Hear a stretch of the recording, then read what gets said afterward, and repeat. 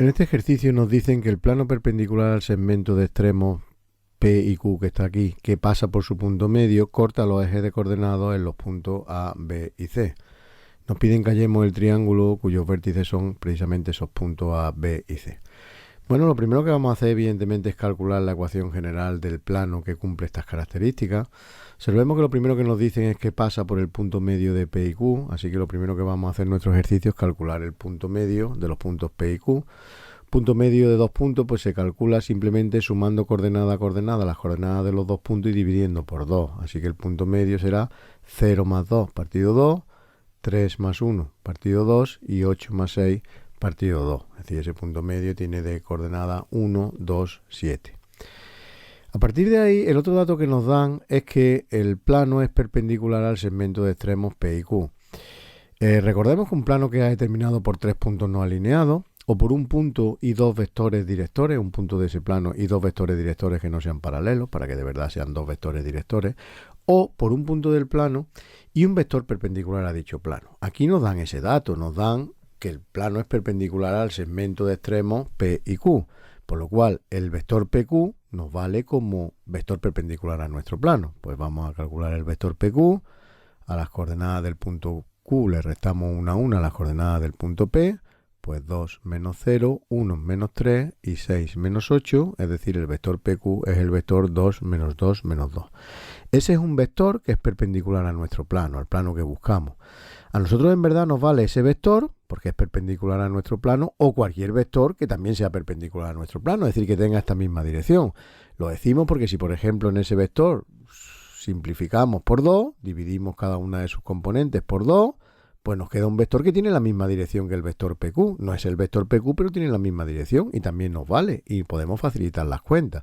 Pues vamos a dividir por 2 cada una de las componentes de ese vector y además vamos a cambiarle el signo. Sabemos que con más signos menos trabajemos, pues más probable que nos equivoquemos. Así que vamos a coger un vector que tiene esa misma dirección, es decir, un vector equivalente a ese que es el menos 1, 1, 1.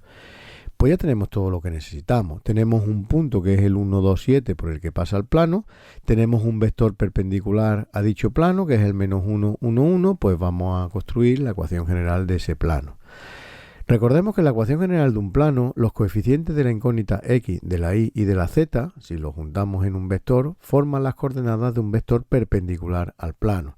Así que en esa ecuación general, si ponemos como coeficiente de la x menos 1, ponemos como coeficiente de la y 1 y como coeficiente de la z también el 1 y dejamos cualquier término independiente, este plano es un plano perpendicular al vector PQ, que es justo lo que nos pedían en nuestro ejercicio. Observemos que de momento no conocemos el parámetro D, pero lo vamos a conocer en cuanto impongamos que nuestro plano pase por el punto 1, 2, 7, por el que tenía que pasar. Bueno, pues esa es la ecuación del plano que tenemos. Queremos que pase por el punto 1, 2, 7, así que como ese punto tiene que verificar la ecuación del plano, sustituyendo la x por 1, la y por 2 y la z por 7, se tiene que verificar la ecuación. De ahí obtenemos rápidamente que d vale menos 8 y por lo cual esta es la ecuación general del plano que tiene esas características. Ordenamos un poco y nos queda menos x más y más z igual a 8. Bueno, pues ya hemos hecho la primera parte del ejercicio. Hemos calculado la ecuación general del plano que cumplía con esas condiciones que nos daban ahí. Siguiente paso evidente, pues calcular los puntos de corte de ese plano con los ejes coordenados, con el eje X, con el eje Y y con el eje Z, para hallar los puntos A, B y C que van a formar el triángulo al cual le tenemos que calcular el área. Bueno, pues punto de corte con el eje OX. Los puntos del eje OX tienen la forma de algo 0, 0, sus coordenadas son algo 0, 0, es decir, A, 0, 0. Queremos que verifique la ecuación de ese plano, pues sustituimos la x por A, la y por 0 y la z por 0 y nos queda menos A igual a 8, o lo que es lo mismo, A igual a menos 8, pues ya tenemos el punto de corte con el eje OX, menos 8, 0, 0.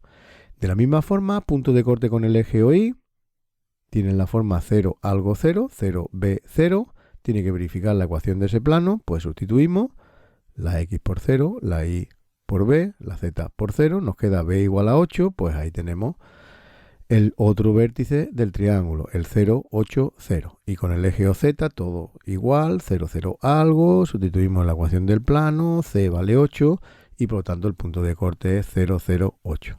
Ya tenemos los tres vértices del triángulo, pues simplemente vamos a calcular el área de ese triángulo. Recordemos que el área de un triángulo de vértices A, B y C no es más que la mitad del módulo del producto vectorial de los vectores AB por el vector AC. Calculamos, tenemos los tres puntos, el A, el B y el C, que hemos calculado anteriormente.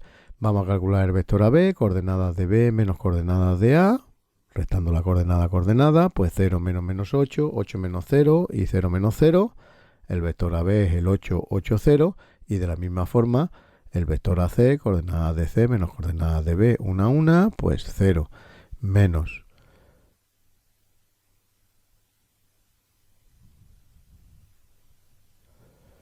Y de la misma forma, el vector AC, coordenadas de C menos coordenadas de A, pues 0 menos menos 8, 0. Menos 0, 8, menos 0, es decir, el vector AC es el 8, 0, 8.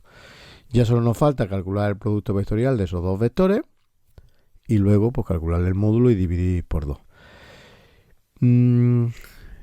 Bueno, no deberíamos tener este error, pero tampoco viene mal aclararlo. Alguien podría decir, bueno, pues igual que hemos hecho antes, en vez de escoger el vector 8, 8, 0, vamos a coger uno que tenga la misma dirección, por ejemplo, el vector 1, 1, 0.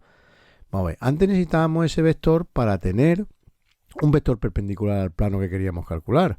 Ahora nos dicen que el área del triángulo es la mitad de este producto vectorial, no de cualquier vector que tenga esa dirección, sino del vector AB y del vector AC. Así que por supuesto que en estos vectores no podemos quedarnos con un vector equivalente que tenga la misma dirección. Necesitamos exactamente esos dos vectores. Bueno, vamos a calcular el producto vectorial de estos dos vectores. Hay varias formas de calcular el producto vectorial, pero la más usual, la que recordamos más fácilmente, es utilizar una especie de regla, que es que si construimos una especie de determinante, porque en verdad no es un determinante, de 3 por 3, donde en la primera fila ponemos los vectores unitarios I, J y K, y en las dos siguientes filas ponemos las componentes de los vectores a los que queramos calcular el producto vectorial.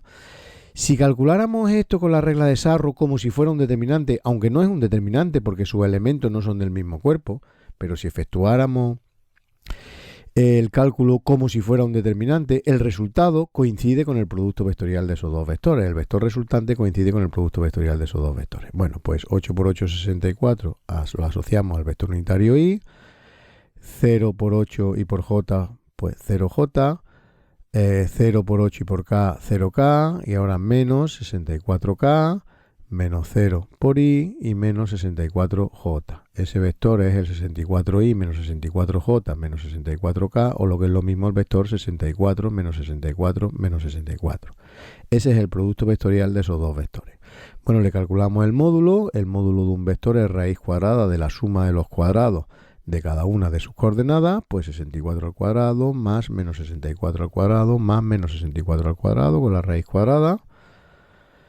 Menos 64 al cuadrado es lo mismo que 64 al cuadrado, así que eso es la raíz de 3 veces 64 al cuadrado. 64 lo podemos sacar fuera de la raíz.